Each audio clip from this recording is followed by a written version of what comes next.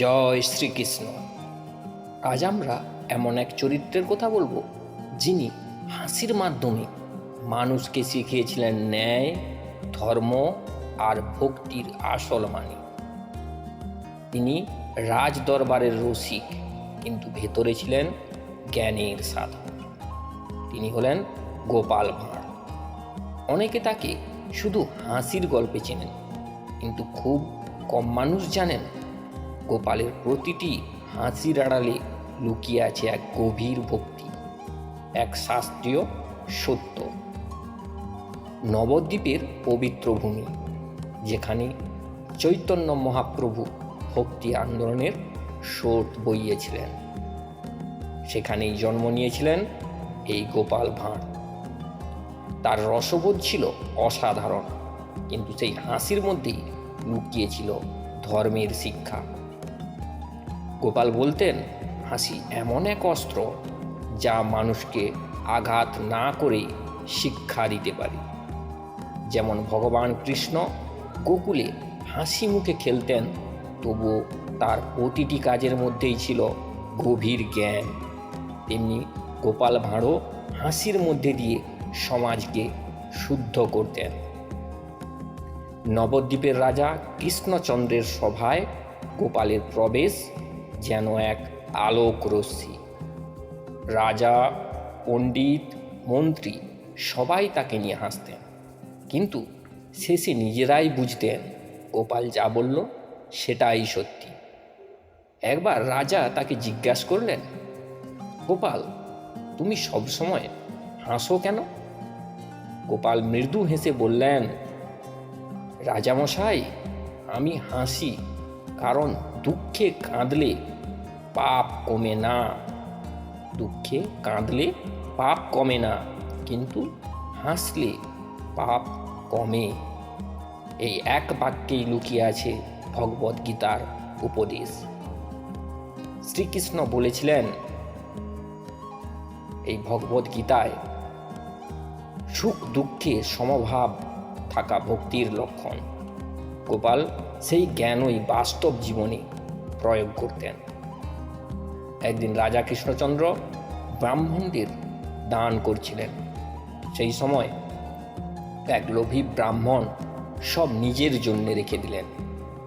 তখন গোপাল হেসে বললেন, মহারাজ, এই ব্রাহ্মণকে আবার দান দিন, এবার বিবেকের দান দিন। সবাই হাসলেন, কিন্তু পরে রাজা কৃষ্ণচন্দ্র বুঝলেন গোপাল আসলে দান ধর্মের শুদ্ধতা শেখাচ্ছে। এভাবেই গোপাল বলতেন, শাস্ত্র মুখে নয়, কাজে মানো। যে ভক্ত হৃদয়ে সত্য ধারণ করে, সেখানেই ঈশ্বর বসবাস করেন। ভগবানকে শুধু মন্দিরে নয়, নিজের কর্মে দেখা, এটাই গোপালের ভক্তির মূল শিক্ষা। গোপাল একবার দেখেছিলেন, যারা মুখে ধর্ম করে কিন্তু মনে পাপ পোষে, তারা ভগবানের প্রিয় নয়। একদিন এক ভণ্ড সন্ন্যাসী রাজ দরবারে এলেন। তিনি বললেন, আমি ভগবানের দাস। গোপাল চুপচাপ এগিয়ে গেলেন আর তার থলি থেকে লুকিয়ে থাকা টাকাগুলো বের করলেন। বললেন, ভগবানের দাস, কিন্তু টাকার প্রভু। সবাই হেসে উঠলেন, কিন্তু এটাই ছিল গোপালের ধর্মোপদেশ। ভক্তি মানে মুখের বুলি নয়, অন্তরের বিশুদ্ধতা। যেমন কৃষ্ণ গীতায় বলেছেন, যে ভক্ত নিষ্কলুষ, সেই আমার প্রিয়। গোপাল বলতেন, ধর্ম মানে কাউকে ছোট করা নয়।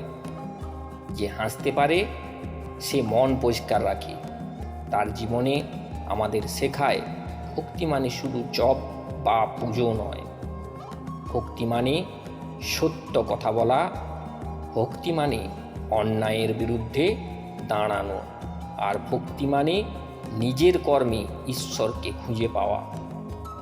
তাই গোপালের হাসি কখনো রস নয়, তা এক মহাজাগতিক উপদেশ।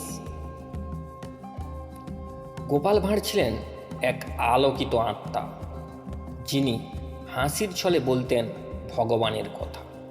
তার জীবনে আমরা দেখি কৃষ্ণ ভাব, হাসি, কৌতুক, জ্ঞান আর প্রেমের মিলন। আজকের দিনে যখন ধর্ম প্রায় মুখস্থ হয়ে গেছে,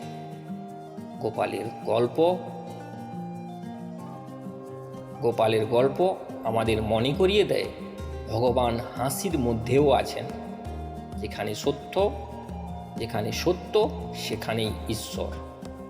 তাই আসুন আমরা গোপালের মতো আমরাও হাসি, সৎ কাজ করি আর ভক্তির আনন্দ ছড়িয়ে দিই পৃথিবীর প্রতিটি কোণে।